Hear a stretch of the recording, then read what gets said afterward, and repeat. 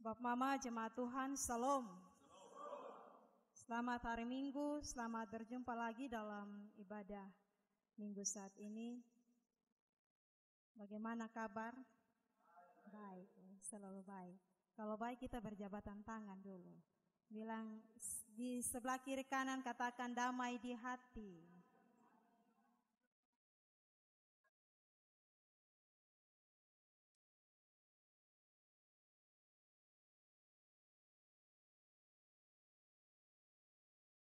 Bapak Mama serta saudara-saudara yang dikasihi dan diberkati oleh Tuhan, kita saat ini ada di Minggu Sengsara yang ke-7.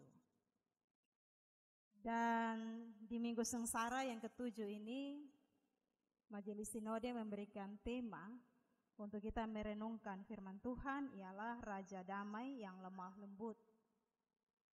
Bapak Mama serta saudara-saudara, dalam tahun gerejawi yang memasuki Minggu Sengsara yang ke-7 itu disebut sebagai Minggu Palma. Dan Minggu Palma ini adalah minggu sebelum Paskah dan merupakan dimulainya pekan suci menjelang perayaan Paskah. Dan memang dalam satu minggu ke depan ini kita akan menyaksikan jalan penderitaan yang dijalani oleh Yesus berujung pada kematian dan kebangkitan Tuhan Yesus.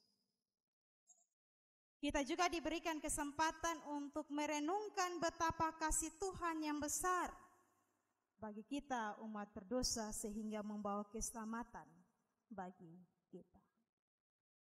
Bapak Mama Jemaat yang dikasihi dan diberkati oleh Tuhan Yesus, di Minggu Palma ini kita memperingati peristiwa masuknya Yesus ke kota Yerusalem. Dan bacaan kita menjelaskan begitu panjang lebar sehubungan dengan Yesus masuk ke Yerusalem. Dan di kota Yerusalem dengan eluk-elukan oleh banyak orang menjelang kematian dan kebangkitannya. Dan kita semua tahu bahwa dalam keempat Injil mencatat hal ini. Istilah palmarum berasal dari kata Latin palma yang berarti daun palem. Dan itu melambangkan berbagai orang-orang Yerusalem. Saat Yesus memasuki kota itu, mereka menyebarkan daun, menghamparkan pakaian di jalan yang dilewatinya. Jadi daun palem ini melambangkan kepada kita atau simbol kemenangan dan kejayaan yang digunakan sebagai lambang untuk menyatakan kemenangan martir atas kematian. Sementara menghamparkan pakaian di jalan yang dilalui oleh Yesus melambangkan penghormatan menyambut Sang Mesias. Bapak Mama serta saudara-saudara, ketika Yesus datang ke Yerusalem, mereka menyambut dengan sukacita, penuh dengan kegembiraan karena mereka menganggap bahwa Yesus sebagai Mesias yang mereka nantikan. Ada satu pengharapan bahwa Yesus Raja yang diurapi untuk kepentingan mereka dibebaskan dari penjajahan Romawi. Dan ini yang membuat mereka antusias menyambut Yesus. Kalau dalam kehidupan kita setiap hari, Bapak Mama, kalau seorang pemimpin yang akan datang ke suatu tempat, berkunjung ke suatu tempat, maka itu dilakukan segala persiapan yang mantap. Bahkan dalam persiapan itu juga ada tari-tarian, kalau orang Alor apa lego-lego kok.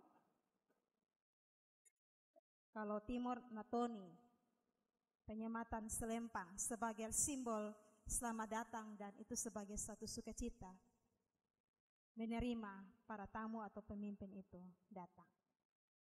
Bapak Mama serta saudara-saudara yang dikasihi dan diberkati oleh Tuhan, memang ada perbedaan.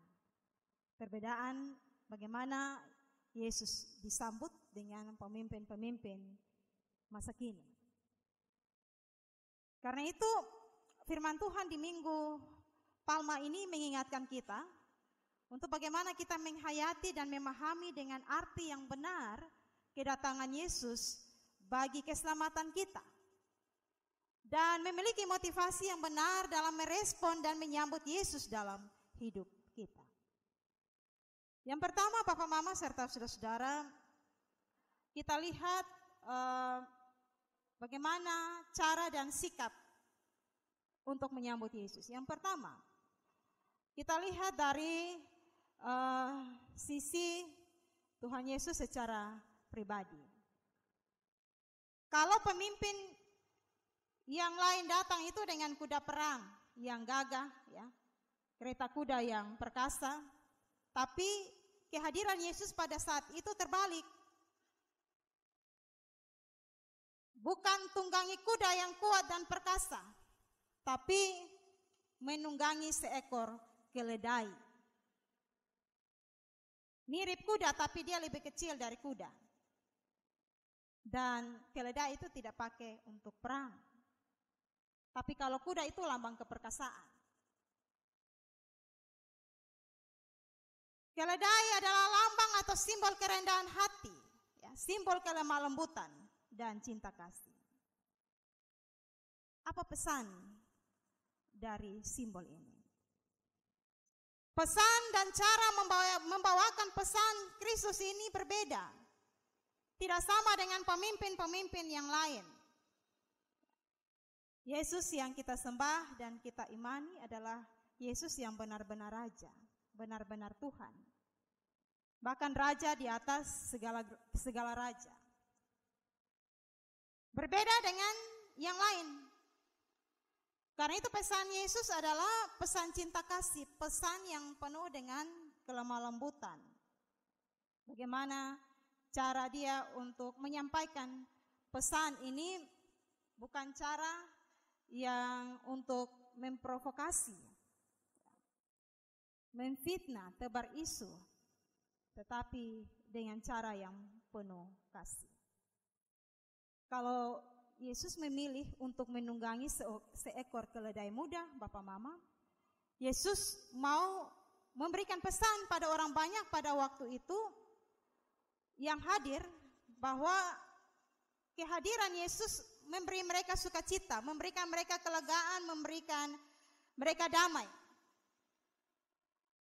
menebus mereka, tapi bukan dengan cara-cara yang keras, bukan dengan cara-cara untuk membenarkan yang salah dan menyalahkan yang benar, tapi dengan ketaatan yang penuh dengan kelemah lembutan. Bapak, Mama, serta saudara-saudara yang dikasihi oleh Tuhan Yesus Kristus, pada poin ini kita mau merenungkan bahwa kehadiran Yesus itu merupakan satu kehadiran yang penuh cinta kasih, kehadiran yang penuh damai, bukan kehadiran yang mengangkat pedang seperti yang lainnya. Bahkan kematian di atas kayu salib yang akan dijalani oleh Yesus Kristus itu sebagai lambang bahwa damai dan sukacita Yesus kerjakan bagi kita orang berdosa. Nah, penginjil bercerita bahwa ketika memasuki Yerusalem, Yesus sudah mulai menapaki jalan-jalan kesengsaraan. Yesus pesan bahwa waktunya untuk menderita akan segera dimulai. Dan minggu ini kita ada di minggu terakhir dalam memaknai kesengsaraan Kristus.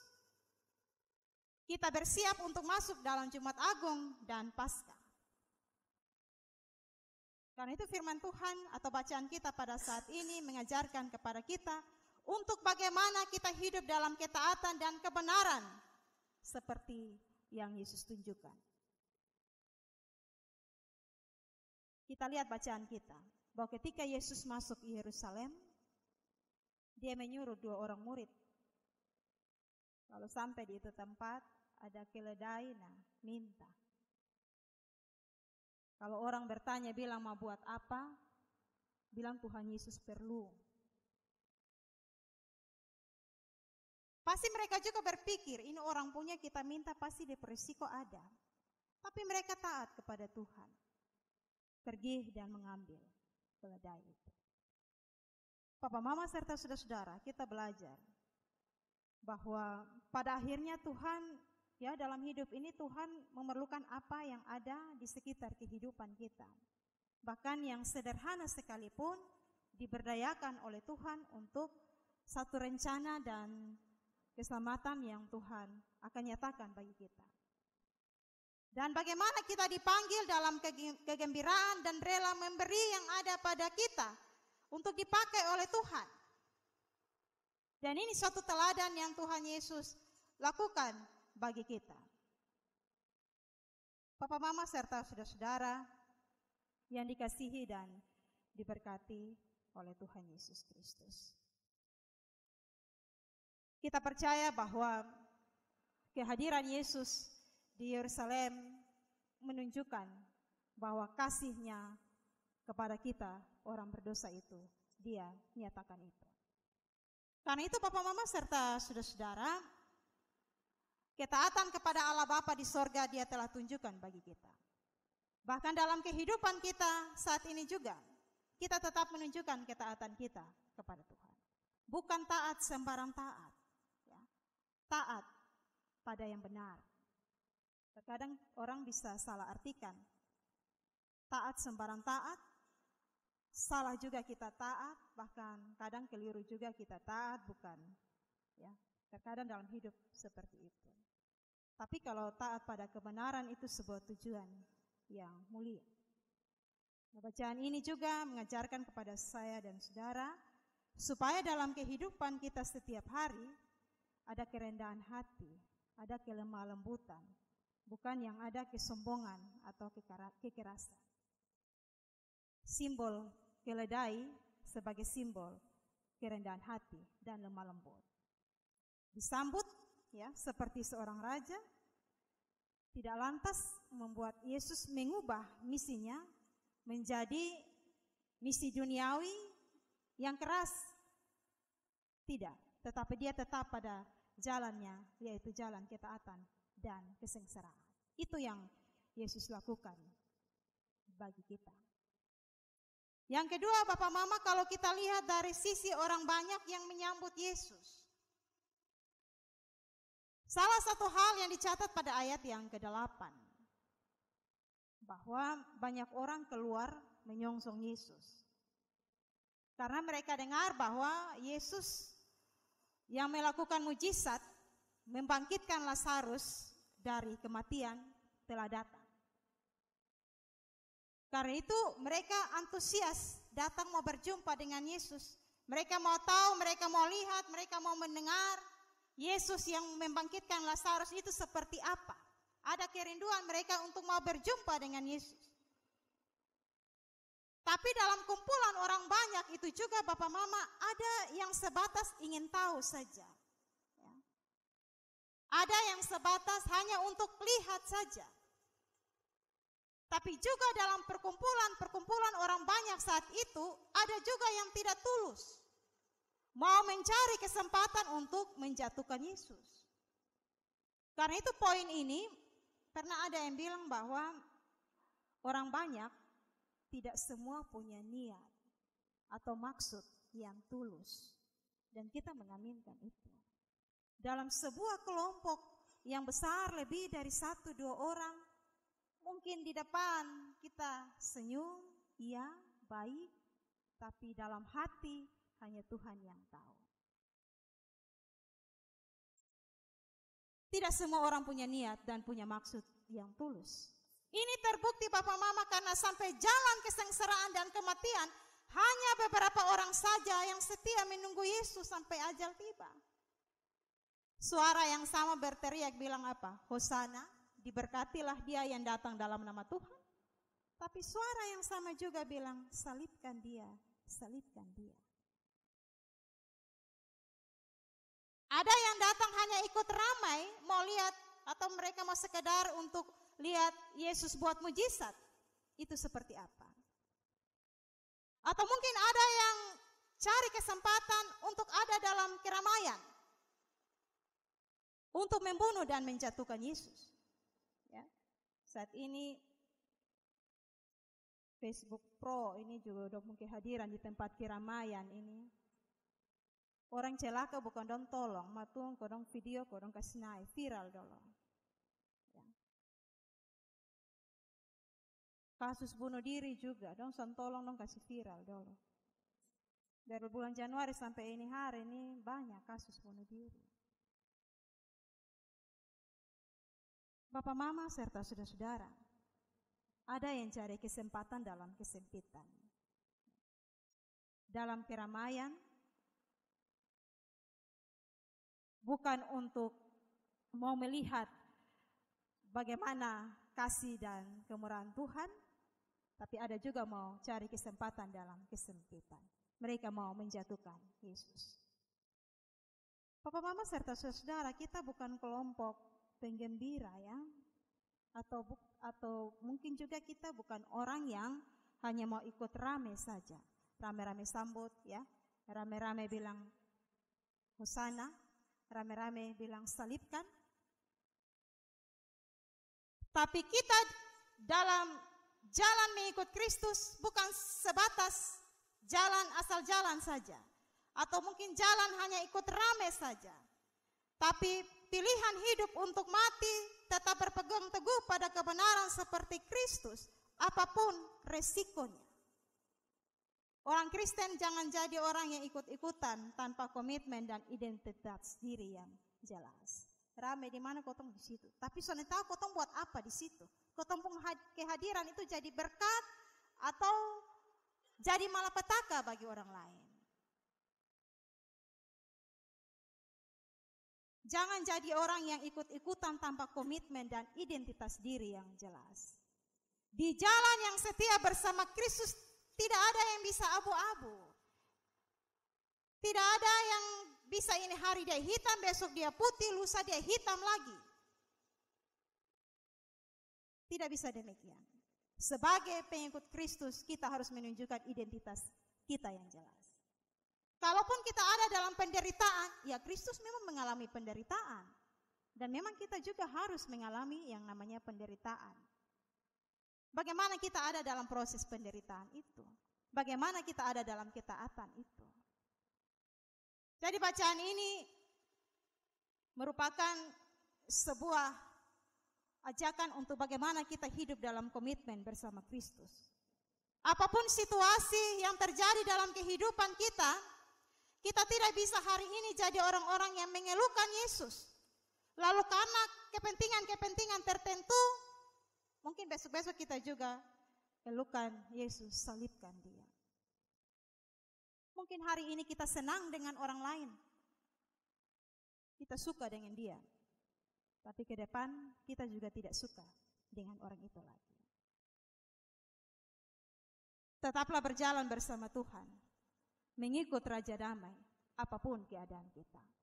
Karena kita tahu bahwa selagi kita hidup, kita tetap ada dalam penderitaan. Penolakan, penderitaan, tantangan itu tetap ada. Mari kita mengikut apa yang sudah Tuhan Yesus tunjukkan. Bagaimana dia menunjukkan keteladanan kepada Allah Bapa di surga.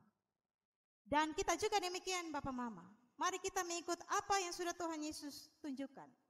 Tetap berjalan bersama-sama dengan Tuhan, mengikut Tuhan sebagai Raja Damai apapun keadaan. Tantangan itu juga pasti berlalu apabila kita tetap setia kepada Tuhan. Ya. Jangan sampai ketika penderitaan itu datang, kita marah Tuhan. Kenapa ini harus terjadi? Tapi kalau memang penderitaan itu Tuhan izinkan, ya kita tetap ada di jalan itu. Sambil berpengharapan bahwa Tuhan yang selalu menyatakan damai itu tetap menolong kita. Selamat mempersiapkan diri untuk ada dalam perayaan Jumat Agung kematian, dan dengan penuh sukacita kita menantikan kebangkitan Kristus dalam peristiwa Paskah. Tuhan memberkati kita dengan firman-Nya. Amin.